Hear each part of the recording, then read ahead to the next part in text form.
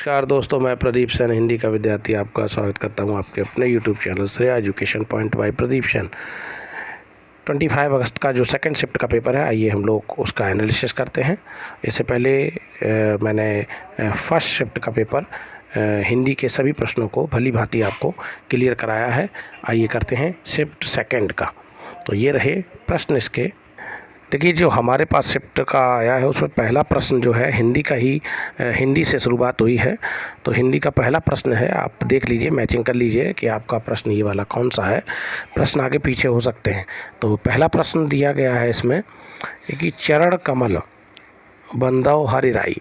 बहुत अच्छा प्रश्न आया है, कई बार मैंने इसको उदाहरण को कराया है, बताया है कि इसमें कौन सा अलंकार है। इसमें पूछा गया है कौन सा अलंकार है, तो भाई इसमें रूपक अलंकार है, रूपक अलंकार है। अगला है, निम्न में से कौन सा शब्द गौ गौ का अर्थ नहीं है। तो गौ का अर्थ नहीं है, गौ का अर्थ नदी भी होता है, इंद्री भी होता है, गाय भी होता है।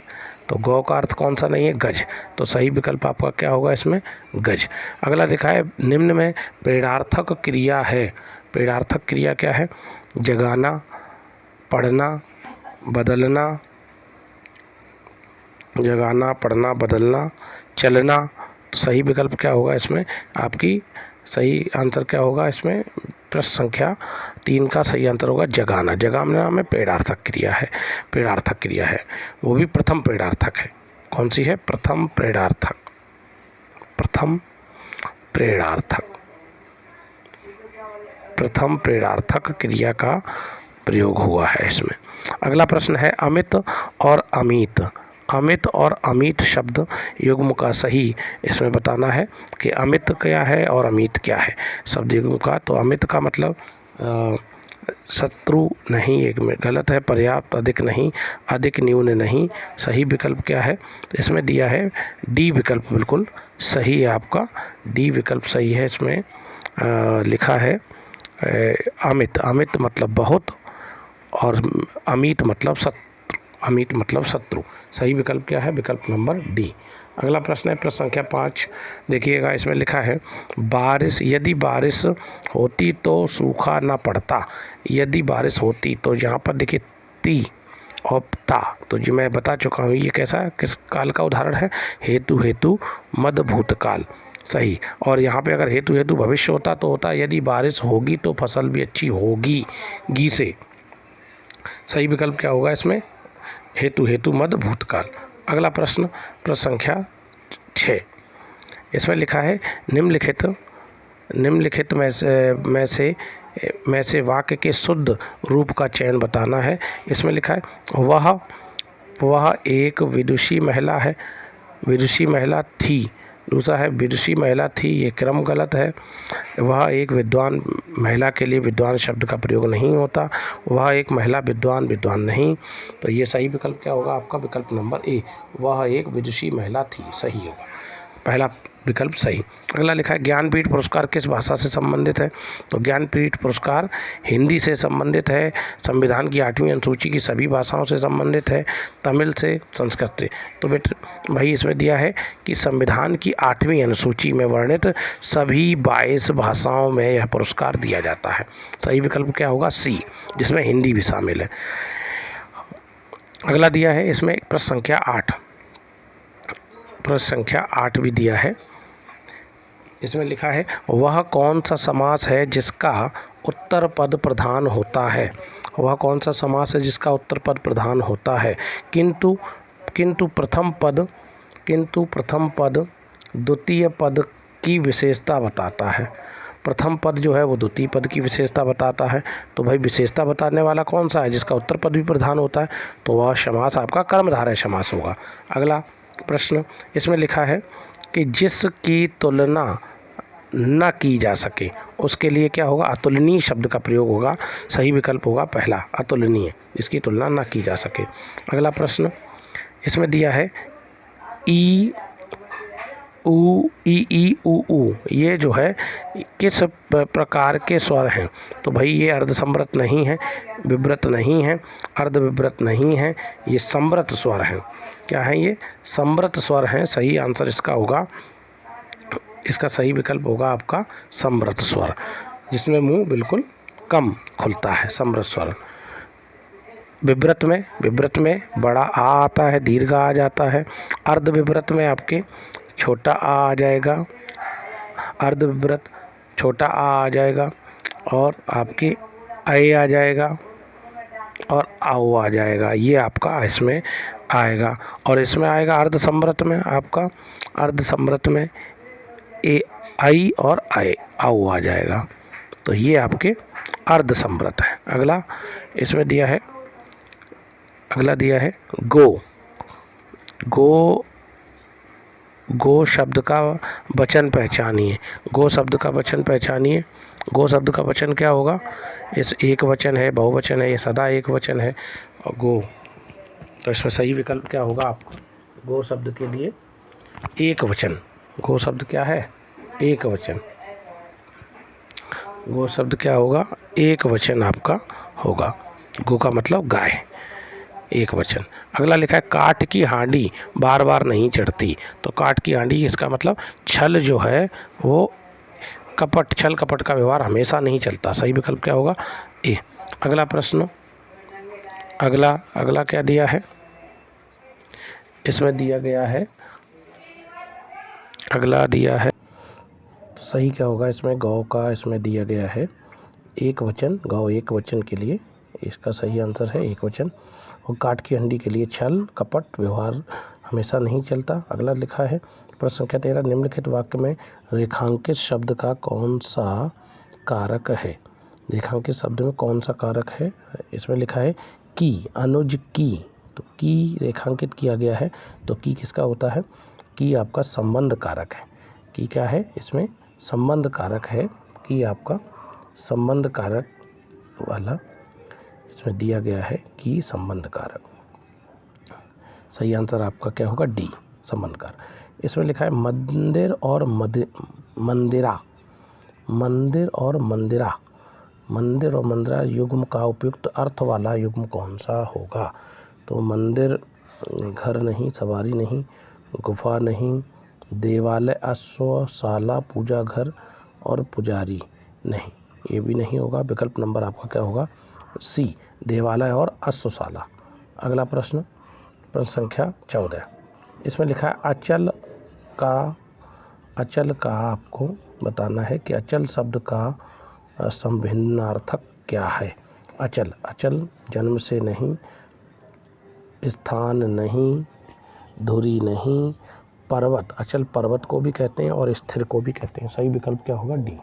अगला प्रश्न दिया है आकाश का पर्यायवाची पूछा है। आकाश शब्द का पर्यायवाची क्या होता?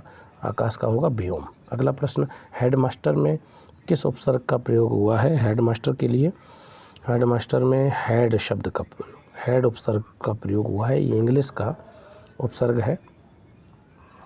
अगला दिया है प्रश्न 18 देखेंगे। इसमें लिखा है वरिष्ठ साहित्यकार काशीनाथ सिंह को, वरिष्ठ साहित्यकार काशीनाथ सिंह को उनकी किस कृति रेहन पर, उनकी कृति जो है रेहन पर रघु, रेहन पर रघु के लिए पूछा है। इसमें ये रचना है इनकी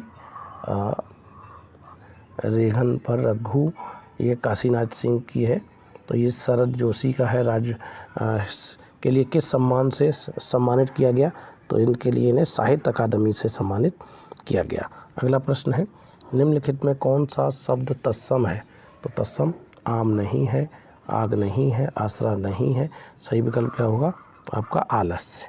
आलस्य, आलस्य तत्सम है और इसका जो तद्भव बनेगा वो बनेगा आपका आलस, आलस।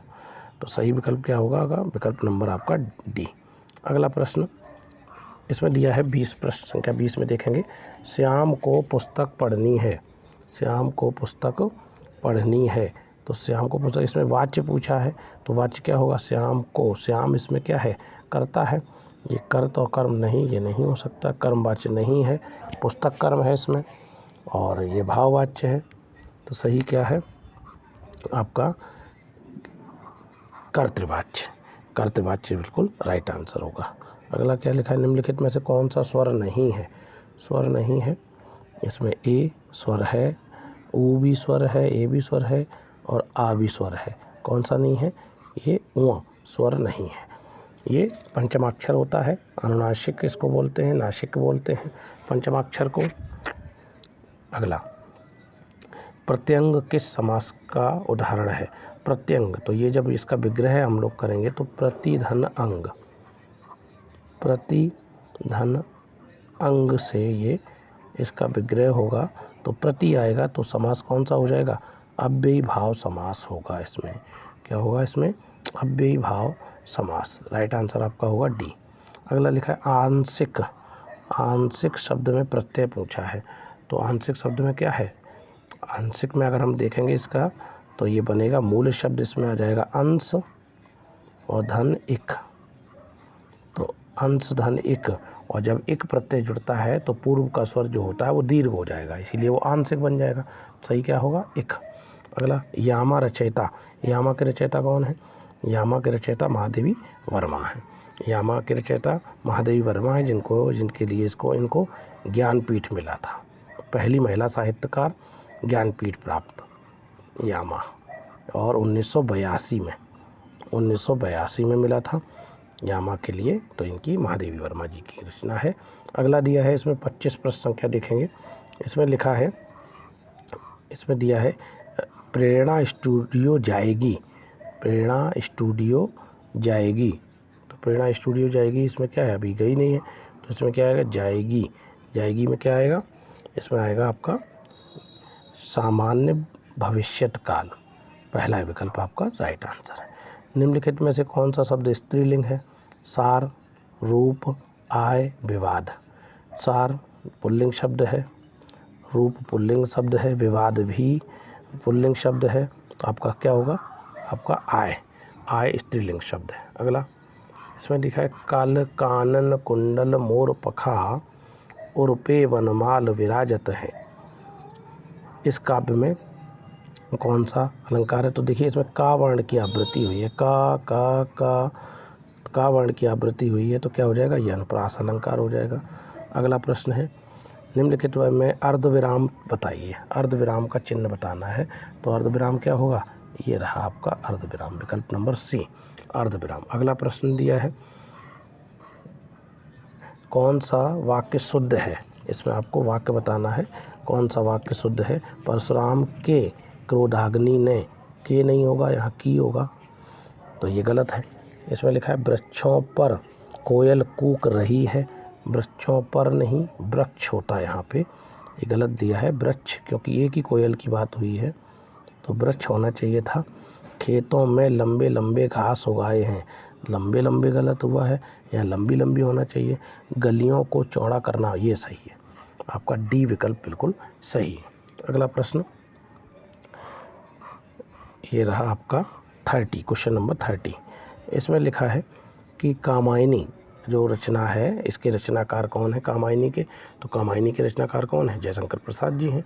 अगला, अरे अरे उसने तो कमाल कर दिया, इस वाक्य में है निषेधवाचक है, विस्मयवाचक है, तो क्या है इसमें? विस्मयवाचक है।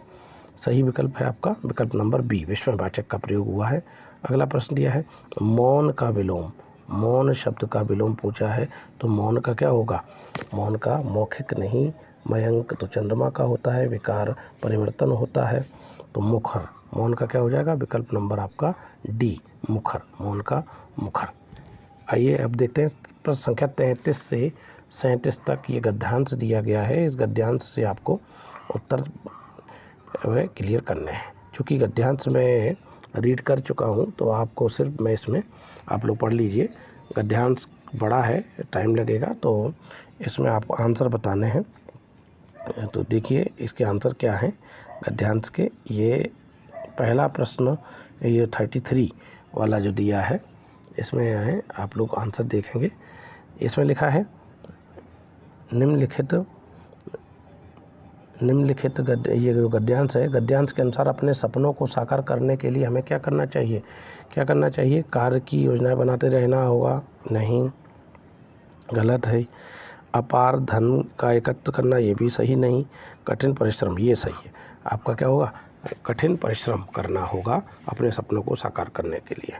अगला प्रश्न है आपका, गद्यांशकार की पीढ़ी के सबसे महान व्यक्ति की क्या महत्वाकांक्षा रही है?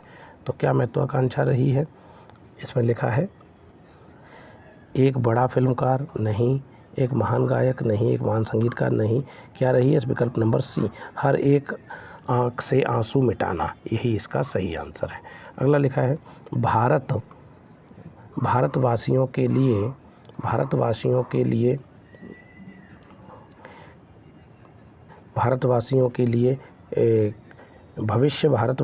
लिए निरंतर प्रयास करने का है, भरपूर आनंद लेने का है, नहीं, आसान है, नहीं है, संदेहात्मक है, नहीं है, विकल्प नंबर ए, निरंतर प्रयास करने का है, सही विकल्प होगा आपका ए। अगला लिखा है भारत ने अपनी अंतहीन खोज के दौरान क्या विस्मृत नहीं किया? तो भारत ने क्या किया? अपनी प्रभुता, अपना ईश्वर, अपने आदर्श, यही आपका सही विकल्प होगा सी। भारत ने अपनी अंतहीन खोज के दौरान विस्मृत नहीं किया अपने आदर्श, सही विकल्प होगा आपका सी।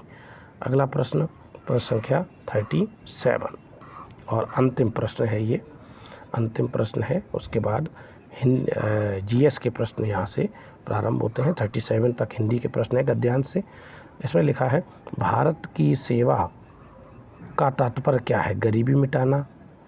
इसमें लिखा तात्पर्य निम्न में से क्या नहीं है? अच्छा, नहीं है पूछा है, तो इसमें गद्यांश के अनुसार गरीबी मिटाना ये है, अज्ञानता एवं बीमारियों को मिटाना ये भी है, अवसर की असमानताओं को मिटाना ये भी है, अपने नेताओं की सेवा करना, बिल्कुल यही आपका इसका सटीक आंसर है।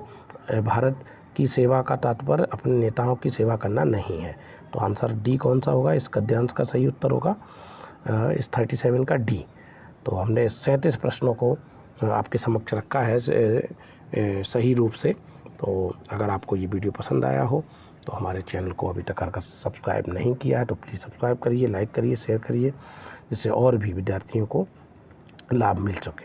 तो आप लोगों को, आप बच्चों को जिन्होंने ये पेपर दिया है, अग्रिम शुभकामनाएं कि प्रभु से ऐसी प्रार्थना करता हूँ कि आप सभी बच्चे जल्द से जल्द इस भर्ती में अपना परचम लहराएं। तो इन्हीं शब्दों के साथ अगले वीडियो के साथ मैं फिर उपस्थित हो जाऊंगा। अब ये जो पेपर है 30 अगस्त का है, 30 अगस्त का होगा, तो 30 अगस्त के फिर मैं वीडियो आपको जो भी एनालिसिस होगी हिंदी के विषय में मैं डालूंगा। और लेकिन लगातार भी मैं वीडियो प्रैक्टिस के माध्यम से आपको करा रहा हूँ, और फिर कल नए वीडियो के साथ उपस्थित होऊंगा। तब तक के लिए नमस्कार, धन्यवाद, जय हिंद, जय भारत।